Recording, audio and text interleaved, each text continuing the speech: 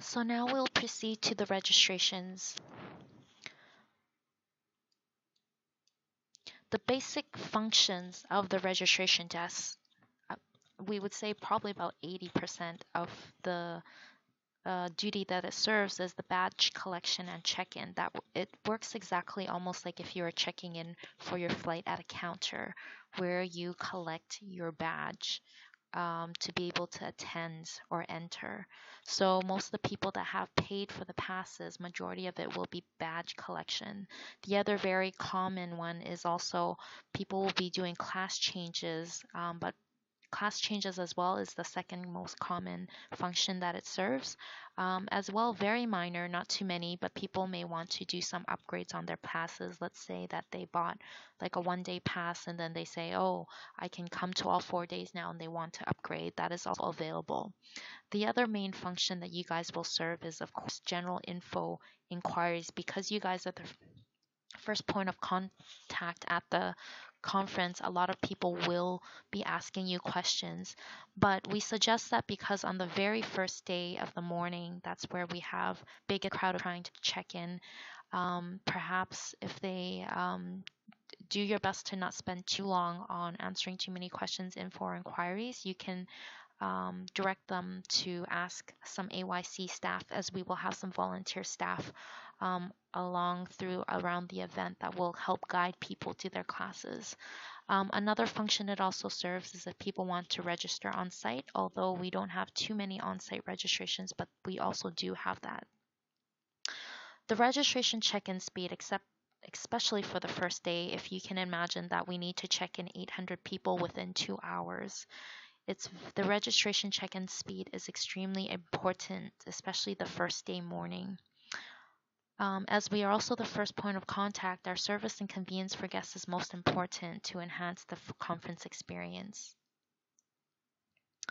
This is what the badges will actually look like. These are the badges when they're printed out for the paid workshops. A photo ID is required for the badges, as from the previous years, there's been a lot of badge theft. So having the photo ID is one of the security measures that we take. So this is what the front of the badges will look like and the back of the badges. When you have your badges printed out, of course, you have to fold it in half. Most importantly, you must chop them with the company chop. Another badge that you guys will have at your counters is something called an open badge. This is actually a white piece of paper.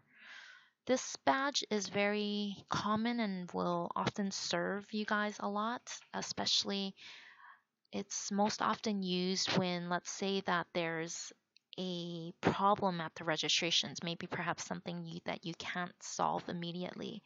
And instead of having somebody wait there forever, and let's say that they might have a class to go to and you don't want them to be late, the best thing you can do is you can write out the pass out to them, let them write the classes they need to get into. Normally, we would suggest that if it's in the morning, you write the 2 classes so that for the morning, and tell them to come back at lunch to look for you. This is often common when sometimes, let's say there's some payment issues, and let's say that our system shows that they're not paid, but they show their receipt. Obviously, we have to verify right away, and we don't want to hold up the lineup. What we normally do is we write the classes down, like the date, start time, class, and we company chop it. This will give them access to the classes they need to for now until you have the registration problem resolved. Then you can tell them to come back to look for you. The daily tasks at the registration is when you cash in daily, there will be provided a checklist that you'll need to follow. Number 1, the checklist will, of course, contain that you need to count your registration float, which would be $500 in cash. There will be also a setup checklist for you to check the quantity and everything so you know that you're all organized and stocked up before your shift starts. At the end of every shift, you will be cashing out. You will be counting out your registration float of 500. You will also be adding up all your cash receipts, credit card receipts, EPS receipts, and we will provide a sheet for you to tally everything up. You will fill this out on the cash summary sheet and cash out and close up with the registration manager, checking everything. No need to be, we won't pay too much attention. This will actually be taped on your desk, as we want to maintain organization and standard setup at all desks. It's very important that even during the dead times, that you ensure that your desk is always well stocked of program books and that everything's organized as per this setup that's provided. A couple registration conditions you guys need to be aware of. What's very common is that we charge a class change fee on site. For the registrants right now, we are the only event right now that actually provides online class changes free. It's a program that we built, but right now before the conference starts, everyone has a login and password where they can uh, change classes for free. When they get on site, we actually have to charge them $100 class change fee per visit at the counter, not per change. So if they are to do class change at this one visit, you must tell them that, okay, make all the class changes that you need because the next time you come back, it will be $100. One thing that you need to know is that for 4-day pass holders, they receive one free class change on site.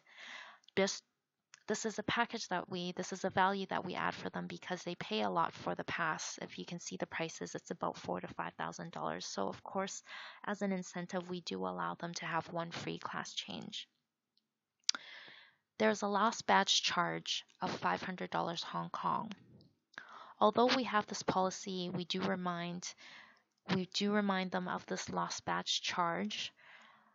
If it looks like that they really did lose their badge and they're not casual about it, we can reprint it. We aren't so strict about it anymore. We used to have this charge here is because before we had the photo IDs, people would reprint badges and they would give it to their friends to use. But as our security measures are tightened, this is a charge where you can judge case by case if you feel that this person is lying or if it feels that this person really did lose their pass and they can't find it, then you can reprint it for them for free, but you have to remind them that we normally charge $400, $500 for the badge reprint, but for this scenario for them, we will reprint it for free, but please don't lose it again. If you get requests for refunds, we do not do any refunds in this period nor on site.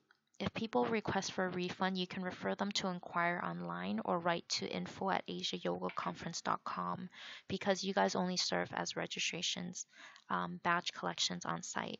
And also as a policy from AYC, as of 30th of April, any registrations after 30th of April will not be refunded. So any inquiries or if they request a refund, they have to write into the info@asiayogaconference email.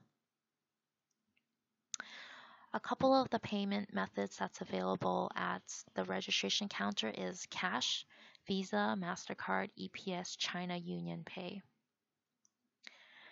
Next, we will go through the check-in system.